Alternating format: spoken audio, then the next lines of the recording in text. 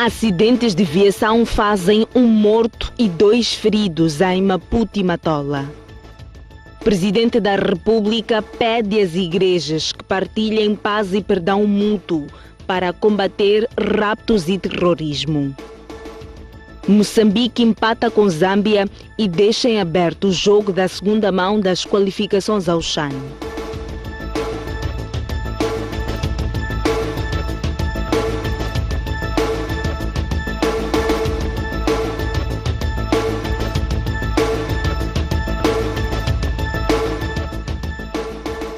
Boa noite. Uma pessoa morreu e outra ficou ferida num acidente de viação que ocorreu hoje na Avenida da Marginal, na cidade de Maputo. A Polícia de Trânsito aponta o excesso de velocidade como a causa do sinistro. As imagens mostram a força do embate desta viatura de marca BMW que por volta das 5h10 despistou-se e embateu nestas pedras, no coqueiro em frente, e foi parar neste muro do Clube Naval, na cidade de Maputo. Logo ao bater, saíram segurança, presenciaram ali, o carro estava a arder. Tentaram apagar com o extintor não conseguia. Por não terem conseguido, foram acionados os bombeiros. Nós tiramos o ferido, o carro dos familiares da outra equipa, a estabelecer os meios do incêndio. Segundo a testemunha, na viatura estavam 2 ocupantes, um dos quais perdeu a vida no local e o outro foi levado ao hospital. Um caiu aqui, morreu no local, o outro saiu, eu vi a sair, parou aqui, foram 5 minutos a explicar os carros que vinham de lá, depois levaram ele para o hospital. Alguns destroços da viatura foram parar à beira do mar. O excesso de velocidade é apontado como a causa do acidente pela Polícia de Trânsito. Deste sinistro, tivemos como consequências danos materiais avultados. Um outro acidente foi registrado no bairro de Inhavela, no município da Matola. É assim que ficou esta residência, depois de uma viatura embater sobre a mesma. Segundo contam os moradores, o condutor do carro perdeu o controlo por excesso de velocidade. 22 para 23 horas. Já no comunhão no Xizonguan. De repente, não estamos chegando pá. Logo chegou pá. Angwana ngalwara pa jilwa itlela salala. Osono gritar ko mama ho na fa mama ho. Já no gamantola kamber. Nilimba kam. Ako no fa mama kahlula. Loko no huma la salala. Sunguna ku bakanyela lá, animo kuma tlembo ema biloko. Dizem que bateu uma pessoa no centro e fugiu. Quando foge aquela pessoa ali, vem breakdown de trás. É quando o senhor vem entrar aqui. Apesar do estrondo, não há registro de feridos graves. Entretanto, os moradores que vivem a escassos metros da estrada apelam ao reforço das medidas de segurança na via. O presidente da República diz que as igrejas devem promover a paz, tolerância e o perdão mútuo para ajudar a combater o terrorismo, raptos e acidentes de viação. Filipe Nyusi inaugurou hoje a maior capela da Igreja Velha Apostólica de Moçambique.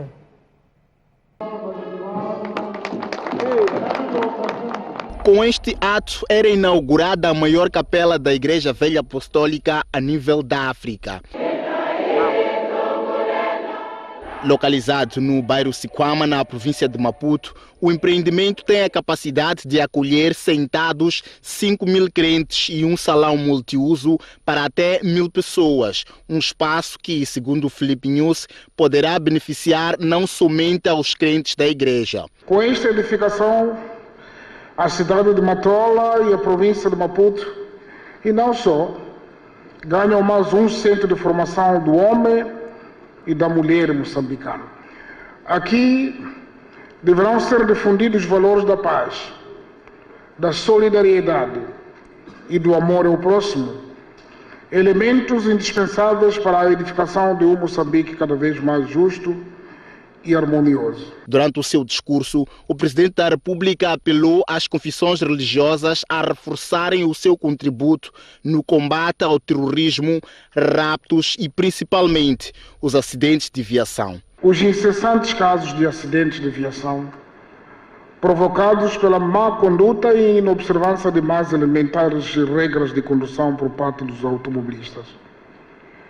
Isso também na província de Maputo como expoente. Somos chamados a refletir sobre a nossa conduta nas estradas e o impacto da nossa imprudência na vida das famílias das vítimas. A morte de um cidadão, as sequelas a nível psicossocial e físico para os sobreviventes, os danos patrimoniais, materiais e financeiros que daí resultam, constituem um fardo bastante pesado e penoso para a sociedade e para as famílias. Falando este domingo, durante a cerimônia de inauguração da Capela de Siquama, que já foi palco de tumultos envolvendo crentes da mesma igreja, Filipe Nhussa apelou à coesão e perdão mútuo aos crentes da Igreja Velha Apostólica em Moçambique. Pelo menos 30 transportes semicoletivos de passageiros foram reprovados no licenciamento massivo na cidade de Maputo. A reprovação deveu-se a diversas irregularidades técnicas. A situação pode comprometer a atribuição de compensações a alguns transportadores. O licenciamento massivo dos transportes semicoletivos de passageiros arrancou em maio na cidade de Maputo. Dentre a documentação necessária consta a ficha de inspeção para garantir que as viaturas estejam em condições de se fazer à estrada. No âmbito do licenciamento massivo. Segundo fez saber o diretor para a área de mobilidade, transportes e trânsito, dos mais de 200 chapas apresentados, 30 foram rejeitados. Falar de bom estado técnico da viatura, referimos-nos tanto ao sistema de travões, referimos-nos à iluminação, referimos-nos às condições dos assentos, ao aspecto externo e todos os elementos que a expensão tem exigido. A idilidade aponta que a situação é mais crítica nos chapas que fazem a rota Praça dos Combatentes Albazine, o que poderá impedir que os seus proprietários recebam as compensações no âmbito da subida do preço dos combustíveis. O que nós pretendemos é que prestemos um bom serviço de transporte aos munícipes e para que isso possa ser garantido, as viaturas devem estar apresentáveis. Fernando Massango é transportador há mais de 10 anos. Não está licenciado e reconhece os problemas. A cadeira fica de qualquer maneira, o próprio carro, suspensão, sempre, todos os dias nós estamos a mudar o material do carro. Todo o tempo, não há coisa. Por exemplo, hoje pode andar hoje, amanhã há problema. Sobre a situação, os transportadores atiram a culpa aos proprietários das viaturas, que se eximem de garantir a expensão em dia. Há daqueles patrões rigorosos que não dizem, pá, trabalha essa semana, vamos ver a outra semana. Se ele logo mudasse, nós falamos, patrão, troca isso, ele mudar, seria uma boa coisa. O processo de licenciamento massivo na cidade de Maputo decorre até o dia 31 de julho. A ministra da Justiça diz que a tentativa de evasão da cadeia de Milange na província da Zambésia revela um problema antigo, a falta de agentes penitenciários. Helena Kida diz que é preciso apostar mais na formação de quadros.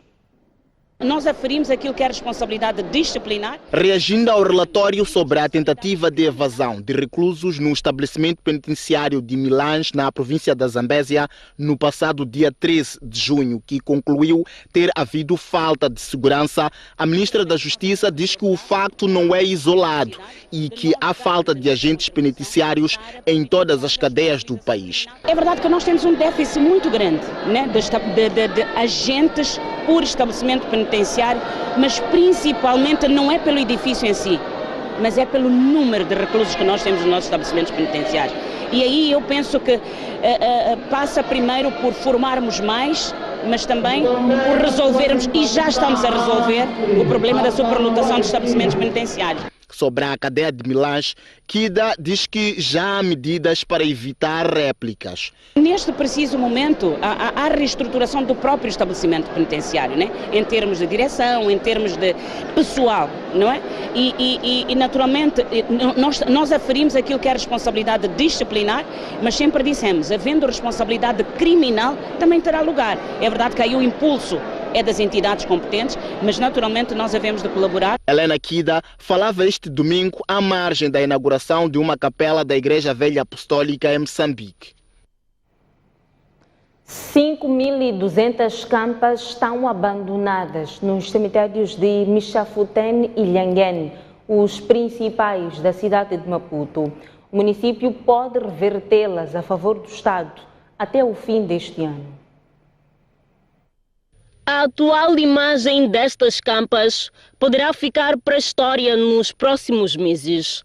Aqui, com o fim da submissão das fichas para o processo de regularização das campas, nos cemitérios de Lhanguene e Michafuten em novembro passado, o município já sabe quais e quantas campas estão abandonadas. E agora, o que nós temos regularizados e já definidas como abandono são cerca de 2.500 campas. Para este cemitério de Michafuten, nós temos o equivalente a cerca de 2.700 campas abandonadas. Então, para dizer que, tendo sido já submetidas as fichas, essas 2.700 campas são campas em que as famílias realmente não compareceram no período e nem submeteram as fichas de regularização. Sendo assim, o município já tem uma solução para as mesmas, conforme manda a postura municipal. Aqui nós vamos ter que agir sobre elas quando findar o prazo de avaliação, mapeamento e todo o processo. E estas campas, elas, como diz a postura, elas serão todas retiradas de ossadas e guardadas em ossuários. O nosso desejo não é andar a tirar as campas, mas é fazer a gestão universal do espaço funerário. Segundo o diretor de morgues e cemitérios, o objetivo é fazer uma melhor gestão do espaço funerário. Passado quase 8 meses para o fim da submissão das fichas, o município diz que a meta foi superada. No cemitério de Lhanguene, nós, até o momento, contabilizamos o número de regularizações massivas neste processo, 18.500 campas. 18.500 campas foram as campas regularizadas até o momento para o cemitério de Lhanguene, mas temos ainda 1.300 fichas que esperam a regularização, que estamos a fazer a chamada aos munícipes. Para o cemitério de Michafuten, nós fizemos a regularização de 14.300 campas. Nós fizemos, foi o total das fichas submetidas. Por outro lado, munícipes do Distrito Municipal da Catembe estão desde finais do ano passado sem uma morgue para a conservação dos corpos dos seus entes queridos devido à vandalização do sistema elétrico e das câmaras de conservação dos corpos. O município diz que os trabalhos para a reposição da mesma já estão na fase final. Já fez, neste momento, a revisão de todo, já fez a revisão e já montou um novo sistema elétrico. Já montou lá novas câmaras de conservação de corpos. Os técnicos estão neste momento a fazer os últimos acertos de ligação, testagem, e nós queremos que nas próximas semanas teremos esta morgue a funcionar em pleno. Sem a morgue, os munícipes de Catembe conservam os corpos dos seus entes queridos nas morgues do Hospital Geral José Macamo e na morgue de Bela Vista. Ou ainda são obrigados a realizar os enterros no mesmo dia da morte. Afinal, os secretários de bairro e chefes de quarteirão não existem na estrutura administrativa do Estado e não é obrigatório pagar o dinheiro cobrado pela declaração do bairro. O valor exigido varia entre 250 a 300 meticais. A reportagem é de José João. O secretário de bairro, o chefe de quarteirão e o de 10 casas são indispensáveis quando se quer tratar alguma declaração que comprove a nossa proveniência. Não havendo esta figura de chefe de quarteirão, podem aparecer pessoas a pedir documento quando nem vive ali. Então, o elemento chefe do quarteirão é muito importante, porque é um indivíduo que conhece as pessoas. Mas o acesso a estas pessoas custa dinheiro. Ao chefe de quarteirão paga-se entre 50 e 100 meticais e a Secretaria de Bairro cobra mais 200 meticais para a emissão de uma declaração. Este valor não inclui impostos, a ter de equacionar o imposto pessoal autárquico, por exemplo, que é a tributação que abrange a maioria. Na cidade de Maputo deverá levar consigo 810 meticais. Mas afinal, quem são as pessoas que fazem estas cobranças na estrutura administrativa do Estado e qual é a sua legitimidade? Essas são entidades mesmo das comunidades, portanto, não fazem parte da organização administrativa do Estado. Não fazem parte, por isso nem há como discutir a legalidade das cobranças feitas, diz o professor de Direito Administrativo Guilherme Mbilana. A questão de cobranças que são feitas, por isso é que se diz que as cobranças são ilícitas. São cobranças ilícitas porque não estão na lei. Por não existirem na estrutura administrativa do Estado, não há base que define quanto valor as autoridades comunitárias devem cobrar ao emitir uma declaração. Em relação à declaração, toda a gente deve pagar, só que depende do nível social, não é? Há pessoas que estão numa situação de pobreza absoluta. Então isso fica ao critério do secretário do Bairro. Há pessoas isentas mesmo. O que existe apenas é o dever moral de contribuir para que melhore a prestação de serviço. Embora as cobranças não sejam obrigatórias, nas secretarias de bairro não se aceita fornecer declaração enquanto o requerente não tiver dinheiro. Fizemos esta simulação de pedido deste documento numa das secretarias de bairro na cidade de Maputo. E eis a resposta. Não trago aqui isso, não trago aqui dinheiro, só tenho 150, nem sabia que tinha que pagar taxas. Ok. Se tivesse da declaração, a minha já ia fazer. Mas se é isso aí, tem gente. A Secretaria até podia fornecer a declaração mediante o pagamento do valor que não é obrigatório, os 200 meticais, deixando-se de lado o imposto. Bom, cobranças à parte, como é que afinal os secretários de bairro e chefes de quarteirão chegam ao cargo? Essas figuras aparecem através de uma consulta que as entidades superiores fazem, isto é, os órgãos imediatamente superiores fazem a base, no sentido de perceber da reputada idoneidade desse indivíduo que concorre para o cargo de secretário do bairro ou para o chefe do quarteirão. Havendo muita aderência a favor daquele indivíduo, portanto já está em condições de ser nomeado chefe do quarteirão ou secretário do bairro. Porém, os procedimentos diferem dependendo de cada bairro ou município. Em Macameli, na autarquia da Matola, estas figuras são eleitas pela população. Não se indica que este aqui deve ser secretário do bairro ou chefe do quarteirão. Isso depende do voto da população. Ainda no Macameli, além do secretário de bairro, existe um chefe de serviço que representa a idilidade, justamente por o município assumir que as lideranças comunitárias são indicadas pela população e não fazem parte da estrutura administrativa do poder local, tampouco dos órgãos locais do Estado. Nós articulamos juntos, eu como secretário do bairro e chefe de serviços, quase o trabalho eu mesmo. Mas quando for um trabalho de mobilização, isso o secretário do bairro é que está à frente. Então, para mobilizar a população. Embora não estejam na estrutura administrativa do Estado, as autoridades comunitárias são reconhecidas pelo próprio Estado, até porque este deve pagar subsídio, conforme diz o Decreto 15/2000, de 20 de junho. No exercício das suas funções, as autoridades comunitárias gozam dos seguintes direitos ou regalias: serem reconhecidas e respeitadas como representantes das respectivas comunidades locais, usarem os símbolos da República, participarem nas cerimônias oficiais organizadas localmente pelas autoridades administrativas do Estado, usarem fardamento ou distintivo próprio, receberem um subsídio resultante da sua participação na cobrança de impostos. O dito subsídio, este termina no secretário de bairro. Ao chefe de quarteirão, nada se paga. É daí que surgem cobranças, tal como explica o responsável de Macameli. O chefe do quarteirão, na verdade, cobra o munícipe quando chega lá para adquirir uma declaração, uma confirmação. Então tem que pagar lá 100 meticais. sim, depois vem para o círculo. Mas são referentes ao quê, esses 100 meticais? Isso é para o trabalho dele interno, lá no quarteirão.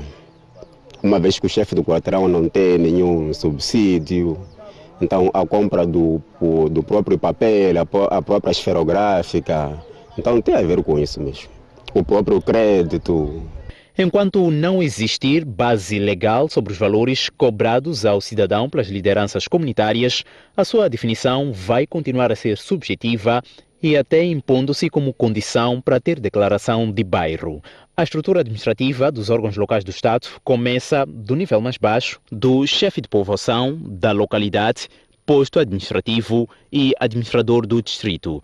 Já nos órgãos de poder local, isto é, descentralizados, estão os governos provinciais e conselhos municipais, estes últimos que têm variações, incluindo os vereadores de distritos municipais. O Jornal da Noite sai agora para uma curta pausa. Mas antes a informação cambial para si que nos acompanha a partir da STV. Até já.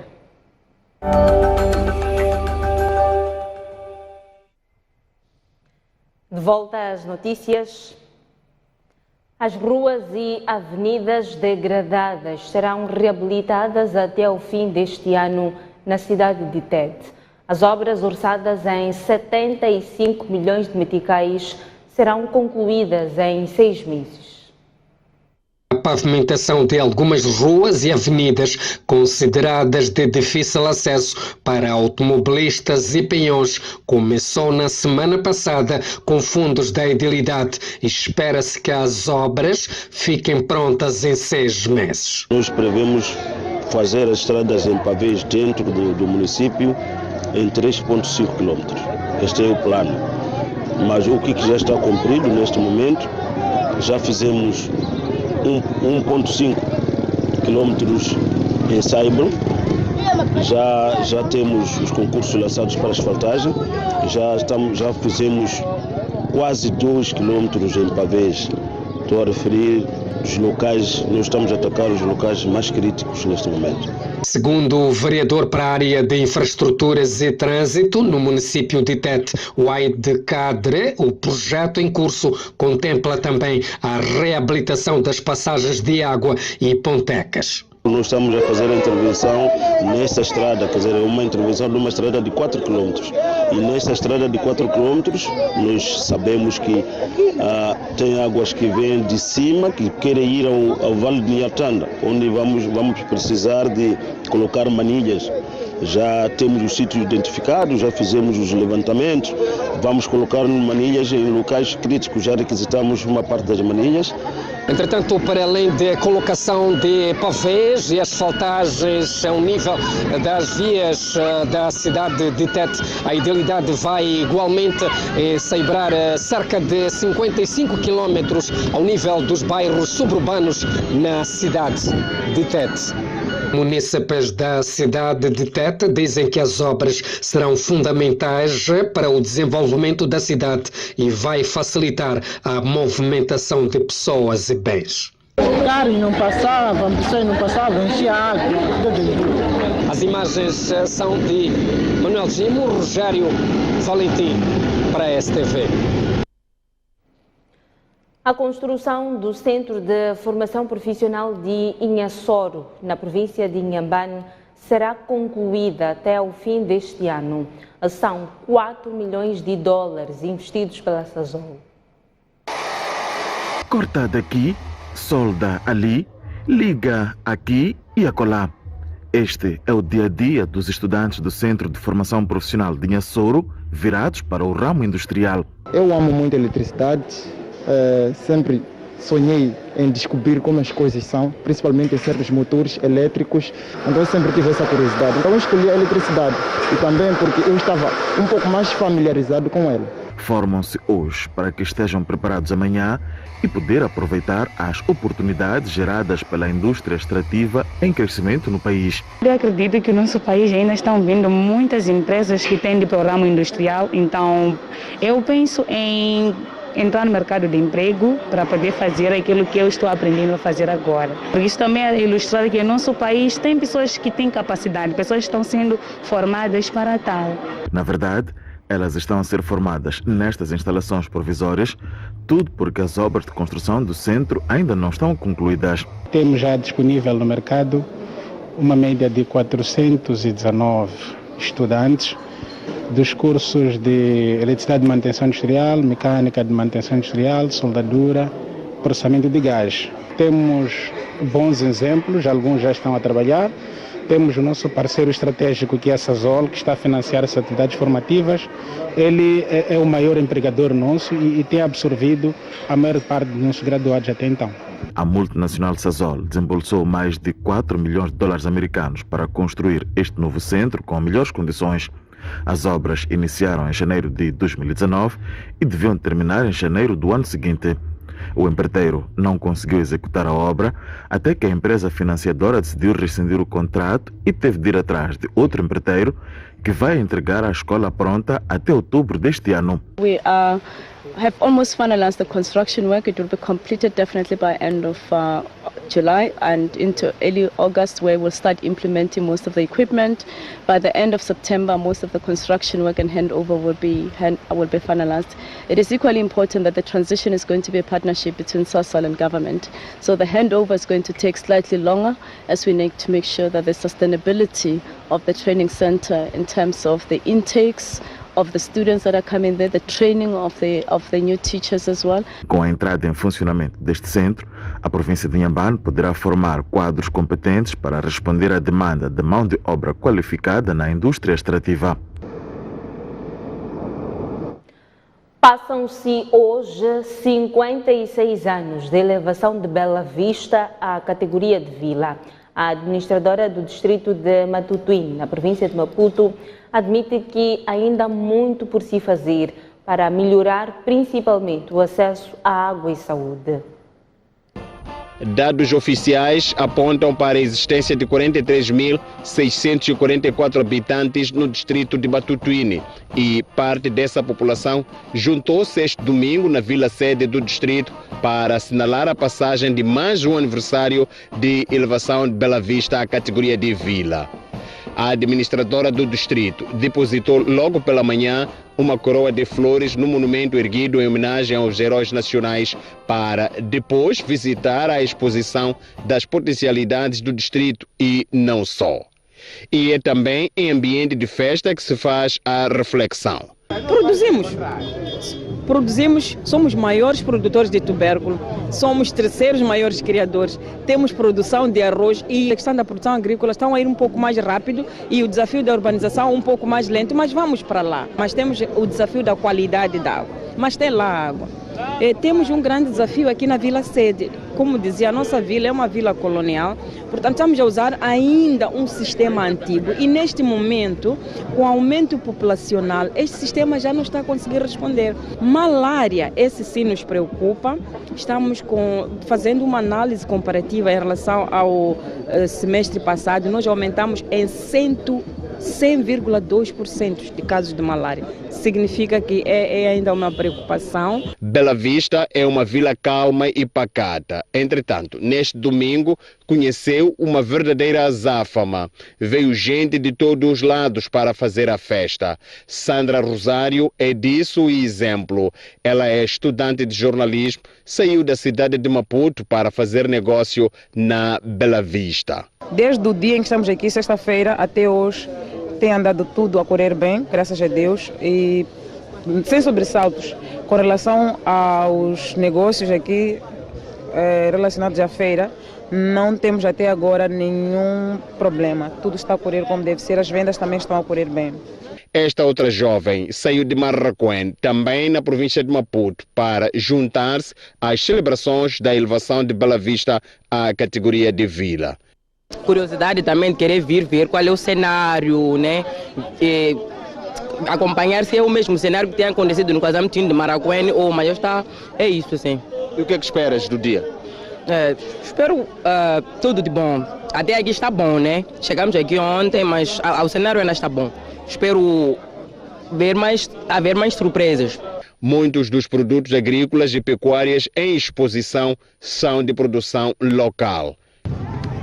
Aqui está um pouco difícil, temos dificuldades com insumos que nós usamos na ração, porque para termos obviamente temos que comprar ração, temos que comprar vitaminas e agora os preços subiram, não corresponde à demanda dos insumos. Em Bela Vista houve muita diversão com desfile de motorizadas, comidas para agradar todos os paladares, para além de várias atividades recreativas.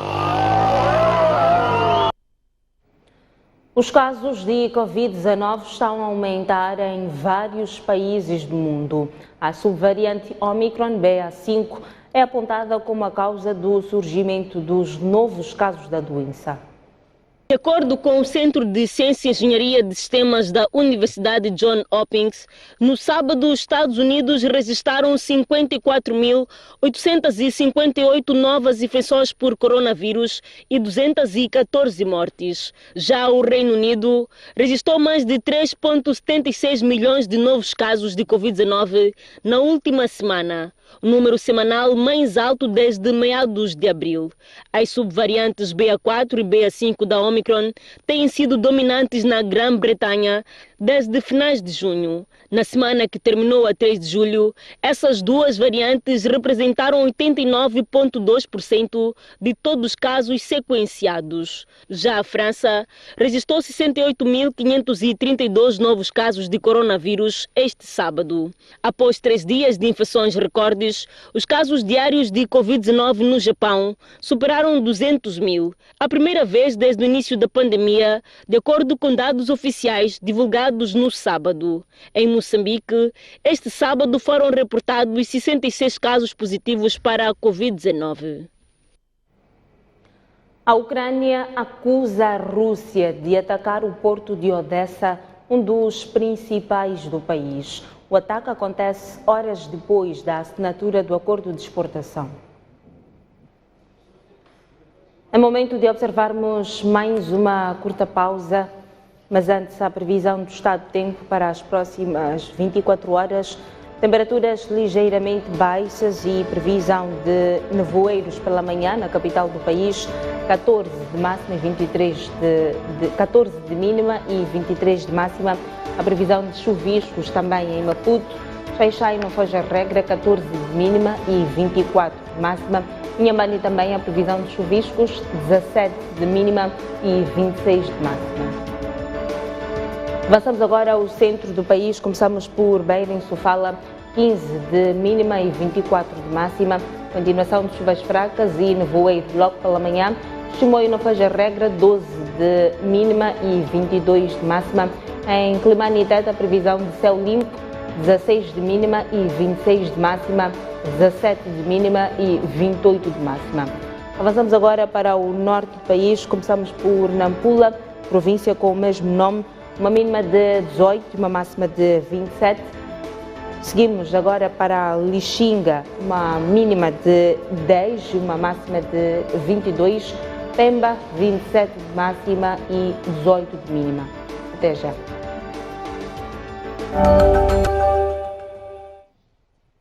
Retomamos as notícias. Olhamos agora o desporto. Os Mambas empataram sem abertura de contagem diante da Zâmbia. O jogo era da primeira mão das eliminatórias ao CHAN do próximo ano. Assim sendo, fica tudo em aberto para a segunda mão daqui a uma semana em Lusaka.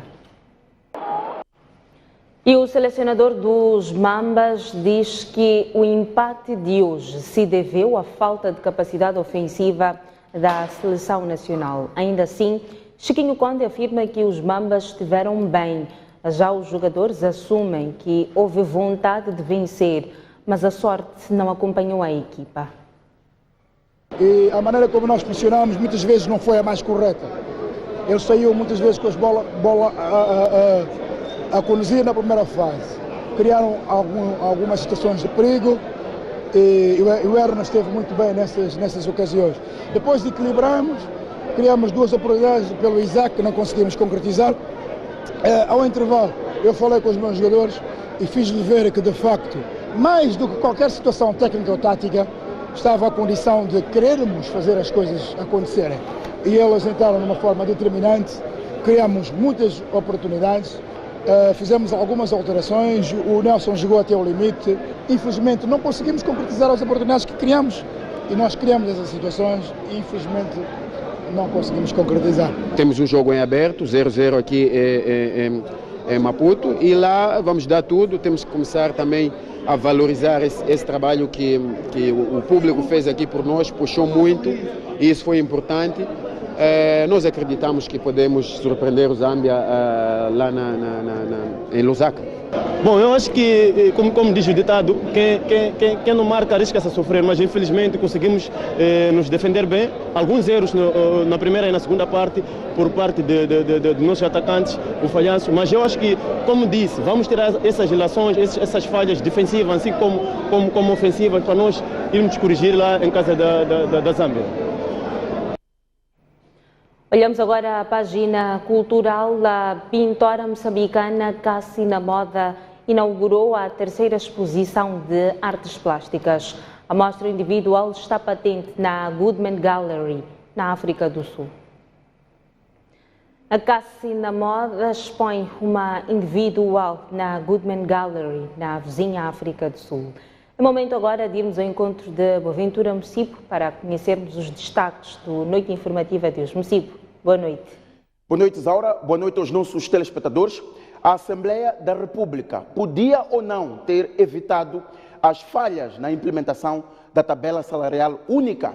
Esta é a pergunta que abre o Noite Informativa deste domingo, nos dois canais, na STV e na STV Notícias. Por que a pergunta? A Assembleia da República aprovou a lei que cria a tabela salarial única por consenso. Isto é, as bancadas da Frelimo, Renamo e MDM entenderam-se e deram luz verde para que este documento avançasse. A Assembleia da República tem aquilo aqui, designa-se comissões especializadas. Para o caso em apreço é a Comissão do Plano e o Orçamento. É esta comissão que lida com as matérias econômico-financeiras que são apreciadas pela Assembleia da República. A pergunta é até que ponto é que esta comissão fez o seu trabalho como deve ser para evitar os problemas que têm estado a verificar-se nos últimos dias. O regimento da Assembleia da República estabelece também que o órgão pode contratar qualquer tipo de especialista ou de conhecimento para suportar as suas decisões. Quer dizer, a Assembleia da República pode ir buscar os melhores técnicos do mundo sobre a tabela salarial única para entendê-la e, portanto, subsidiar o governo nesta matéria. Por outro lado, a Assembleia da República tem como uma das suas principais funções a função de fiscalização do governo. Portanto, ela está dentro do sistema democrático de freios ou de pesos e contrapesos. Não é uma instituição passiva que chancela os documentos. Os deputados já vieram se defender. Dizem que aprovam princípios genéricos, mas esta colocação provoca uma outra pergunta ou um outro apontamento. Até que ponto é que faz sentido aprovar princípios genéricos que não se conseguem implementar, como é o caso da tabela salarial única? Esta é a discussão que será feita aqui no Noite Informativa pelo professor Teodoro Watt. Teodoro Watt foi deputado da Assembleia da República e foi presidente da primeira comissão. Portanto, é uma voz autorizada para o efeito. Teodoro Watt disse, numa das várias entrevistas que já concedeu como presidente da primeira comissão, que trabalhava 18 horas por dia para garantir que os documentos passassem com qualidade. Vamos ouvir a sua opinião logo que começar o Noite Informativa deste domingo. Na hora de descansar, o juiz Abubakar Ashraf, o juiz que julgou há 19 anos o caso BCM de fraude de 144 milhões de meticais, este juiz disparou, recuou a sua memória e diz que o processo BCM foi sabotado. Mais concretamente, houve retirada de páginas do processo. Há aqui um contexto a fazer. Disse o mesmo a procuradora das dívidas ocultas, Jana Sheila Marangula, de que o processo também foi alvo de extração de folhas. Isto é um sinal de que pessoas muito próximas à informação importante e restrita, portanto, pessoas do crime organizado, afinal estão mesmo próximas dos processos e retiram informação útil. Vamos discutir a infiltração do crime organizado dentro da justiça com os nossos convidados habituais aos domingos. Mais de 1.600 moçambicanos que estavam refugiados no Malawi voltam agora para casa. Depois de várias indefinições e depois de várias contradições dentro do governo até da província da Zambésia. Esta população regressa, portanto, às suas zonas de origem. Vamos colocar a peça e vamos abordar o tempo em que ficaram, as indefinições que se assistiram e este, portanto, regresso à casa. Vou contar com 3 convidados, Mohamed Yassin, que estará, portanto, aqui no estúdio, Intiaze Valá e Samuel Simango. São estes os nomes que vão fazer a segunda parte do Noite Informativa. Já a seguir, STV Notícias e na STV, eu e os meus convidados aguardamos por si. Até já. O convite está feito, daqui a pouco no canal de notícias que acompanhe o Noite Informativa. Chegamos ao fim do Jornal da Noite. Obrigada pela atenção dispensada. Votos de uma boa noite e até amanhã.